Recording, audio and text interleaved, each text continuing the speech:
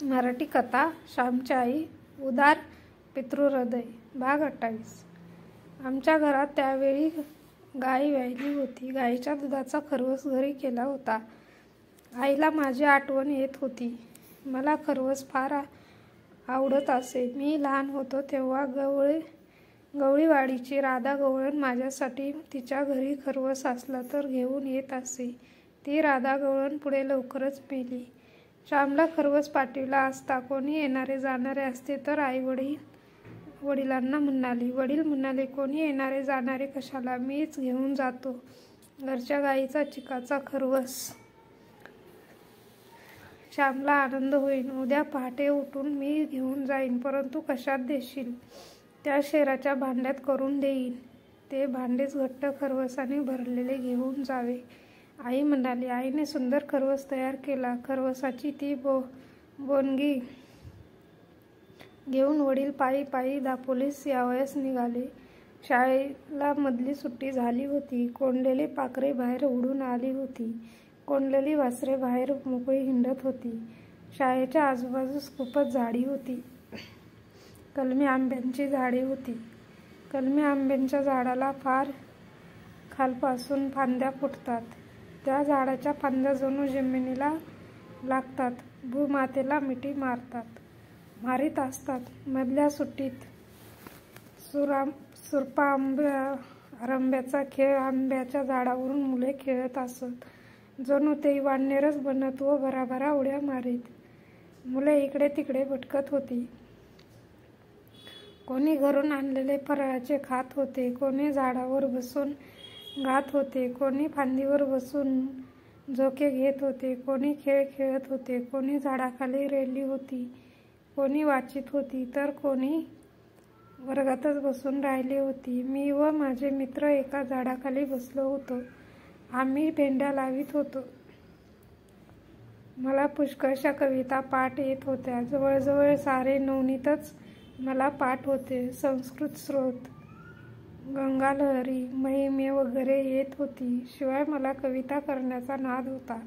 ओव्या तर भराभरा करता येत असत. ओवी, अभंग, दिंडी, साकी यांसारखी सोपी वृत्ते क्वचितच असतील. ती अजिबात मराठी वृत्ते आहेत. मी एका बाजूस एकटा व बाकी सारे मुले दुसऱ्या बाजूस. तरी मी त्यांच्यावर भेंड्या लावीत. असे मला मुले थट्टेने बालकवी असे म्हणत. आम्ही भेंड्या लावण्याच्या भरात होतो. इतक्यात काही मुले श्याम, अरे श्याम असे हाक मारत आली. त्यातली एक जण मला म्हणाला, श्याम, अरे कोणीतरी तुला शोधित आले आहे. आमचा श्याम कोठे आहे अशी चौकशी करीत आहे. इतक्यात माझे वडील माझा शोध करीत माझ्याजवळ येऊ ठेपलेले.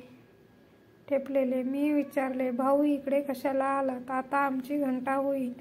मी घरी भेटलो असतो. वडिलांचा तो कसातरी गब्यासारखा केलेला पोशाख पाहून मला लाज वाटत होती. इंग्रजी शिकणाऱ्या मुलात मी वावरत होतो.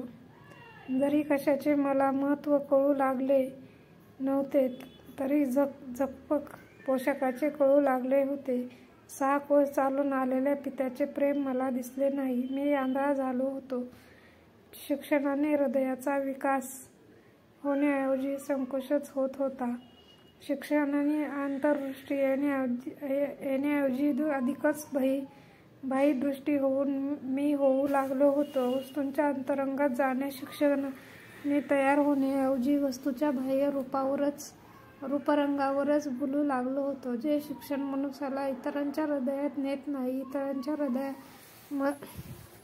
मंदिरातील सत्यदृष्टी दाखवित नाही, ते शिक्षण नव्हे. शिक्षणाने मला प्रत्येक वस्तू, प्रत्येक व्यक्ती म्हणजे ज्ञान मंदिर वाटले पाहिजे. ह्या सर्व बाह्य आकाराच्या आत जी दिव्य व भले दृष्टी असते तिचे दर्शन मला झाले पाहिजे. ते जोपर्यंत होत नाही, अंधुकही होत नाही, तोपर्यंत घेतलेले शिक्षण व्यर्थ समजावे. हृदयाचा विकास ही एक अतिमहत्त्वाची, जीवनाला सुंदरता व कोमलता आणणारी वस्तू आहे.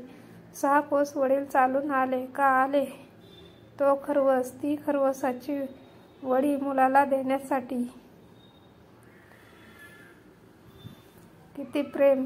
त्याला प्रेमाने कष्टही आनंदरूपच वाटत होते. खरे प्रेम तेच ज्याला आनंद, कष्ट, हाल व आपत्ती सुंदर आणि मधुर वाटतात. हे असले दिव्य प्रेम मला लहानपणी मिळाले होते. आज मी माझ्या आईबापांचा त्या प्रेमातही दोषी पाहीन. त्यांनी स्वतःच्या गावातील एखाद्या गरिबाच्या मुलाला खर्वस दिला असता तर, एखाद्या हरिजनाच्या मुलाला दिला असता तर, शेजारची मुले श्यामचीच रूपे यांना का न वाटावी?